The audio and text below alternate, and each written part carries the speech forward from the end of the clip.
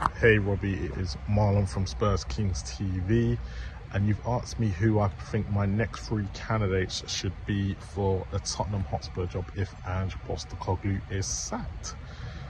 Well, I've been thinking about this and I'm not in awe with what's out there. Look, my number 1 target, unrealistic. I'll always go for an unrealistic one. And the way the club want to go, I'd go for Zinedine Zidane. He likes to work with young players, youth, develop them. You know, he did the same at Real Madrid. I know he had Cristiano Ronaldo, but he liked to bring youth players through. So I think that will be one as my number 1 target.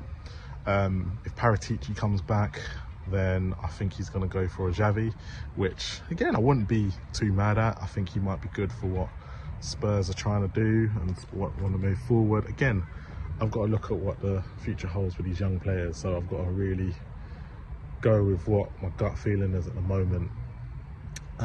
Number three. Oh, you really asked me some questions here. Again, it depends on Paratici or not, but if Paratici comes back and Inzaghi is available, that'll probably be my 3rd candidate, but I just don't think he'd work at Spurs, and that's my biggest issue. So let me go for someone in the Premier League. Ideally, out of the 3 that we've been linked with, I'm not really in order them. Silva's okay. Areola, I don't know if he's going to work with our injuries again, because we only give him a small squad, but he'd probably do better than Ange. I think anyone would do better than Ange. And then who is Thomas Frank? I don't think he leaves Brentford. I don't think people I think he's built up such a rapport relationship with the fans and the people there. I just don't think he looks at Tottenham as a viable option. Probably Kieran McKenna. And the reason why I'm saying Kieran McKenna, he's been at the club.